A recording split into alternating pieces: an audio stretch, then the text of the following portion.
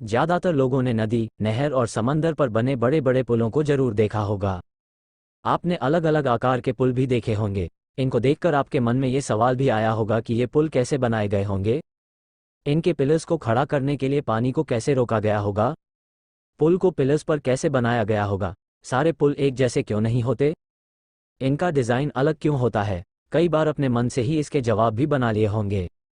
आज हम आपको इन सवालों का प्रामाणिक जवाब बता रहे हैं, तो इतनी महत्वपूर्ण जानकारी के लिए वीडियो को एक लाइक जरूर करें और ऐसी ही रोचक वीडियोस के लिए चैनल को सब्सक्राइब करना ना भूलें।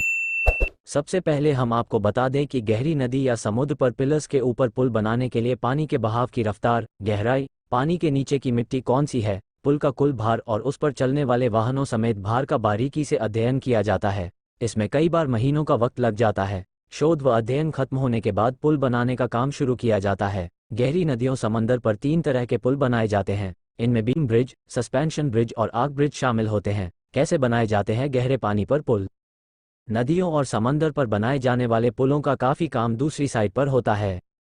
यहाँ पिलर्स के ऊपर सेट किए जाने वाले पुलों को तैयार किया जाता है। सिविल इंजीनियरिंग की लैंग्वेज में इन्हें प्रीकास्ट स्लैब कहते हैं। पिलर्स पर इन्हीं प्रीकास्ट स्लैब्स को जोड़कर पुल बना लिया जाता है। वहीं पिलर्स बनाने का काम ऑन साइट होता है। इसमें सबसे पहले किसी भी मकान या बड़ी इमारत की तरह सबसे पहले नींव डालने का काम किया जाता है। पूरे प्रोजेक्ट के साइज आधार पर नींव का प्लान भी पहले ही बना लिया जाता है। कैसे डालते हैं नदियों के पुल की नींव? नदियों और समंदर पर पुल बनाने के दौरान पानी के बीच में रखी जाने वाली नींव का नाम कॉफरडैम होता है। ये मेटल से बना विशाल ड्रम होता है। कॉफरडैम को क्रेन की मदद से पिलर्स की जगह पर पानी के अंदर रखा जाता है। पहले मिट्टी के डैम बनाकर पानी के बहाव को मोड़ा जाता था या रोक दिया जाता था, लेकिन ऐसे डैम के टूटने का खतरा बना रहता था। लिहाजा अब कॉफरडैम को स्टील की बड़ी शीट से बनाया जाता है। जरूरत के मुताबिक इनका आकार गोल या चौकोर कुछ भी रख सकते हैं। इनका आकार पुल की लंबाई, चौड़ाई, पानी की गहराई और पानी के बहाव के आधार पर तय किया जाता है। कैसे काम करते हैं स्टील के कॉफरडैम? कॉफरडैम की वजह से पानी इसके आसपास से बह जाता है।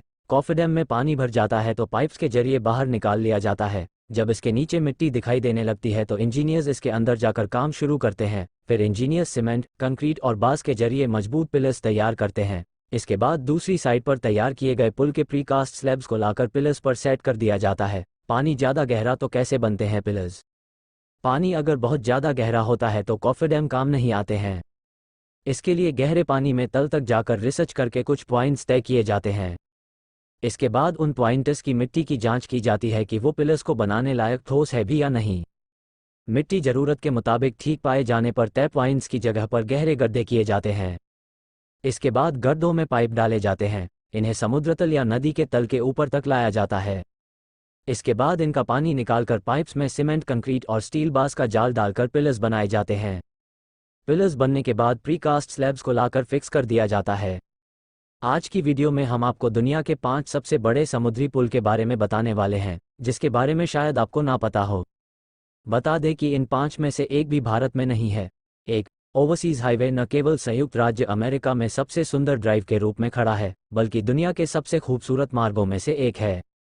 मियामी को पश्चिमी फ्लोरिडा, यूएसए से जोड़ते हुए यह 181.9 किलोमीटर यानी 113 मील की दूरी तय करता है। नंबर 2, जियाओजोउ बे ब्रिज के नाम से जाना जाने वाला किंगदाओ हैवान ब्रिज चीन के किंगस्टन और हुआंगदाओ जिलों के बीच फैला है, जो 42.6 किलोमीटर यानी 26.4 मील की दूरी तय करता है। नंबर 3, होंगजो बे ब्रिज चीन के झेजियांग प्रांत में जियाक्सिंग और निंगबो नगर पालिकाओं को जोड़ता है, जो 35.673 किलोमीटर यानी 22 मील की दूरी तक फैला हुआ है। नंबर 4, विश्व स्तर पर सबसे लंबे समुद्री पुलों में से एक डोंगहाई ब्रिज मुख्य भूमि शंघाई के पुडोंग न्यू एरिया को झेजियान के शेनशी काउंटी में अपतटीय यांगशान गहरे पानी के बंदरगाह से जोड़ता है, जो 32.5 किलोमीटर यानी 20.2 मील की दूरी तक फैला हुआ है। Number 5, Chesapeake Bay bridge tunnel bridge एक सुरंग क्रॉसिंग के रूप में कार्य करता है, जो पूर्वी तट पर डेमरवा प्रायद्वीप और नॉर्थम्पटन काउंटी को पश्चिमी तट पर वर्जीनिया बीच, नॉफॉक, चेसापीक और पोर्ट्समाउथ से जोड़ता है, जो दक्षिण की ओर टाइड वाटर क्षेत्र को कवर करता है। यह क्षेत्र हैम्पटन रोड्स मेट्रोपॉलिटन क्षेत्र का हिस्सा है, जिसमें बंदरगाह के समुद्र तटों और प्रायद्वीप के आसपास के 8 शहर शामिल हैं। पुल सुरंग प्रणाली द्वारा तय की गई दूरी 37 किलोमीटर यानी 23 मील है। पूरी वीडियो देखने के लिए धन्यवाद।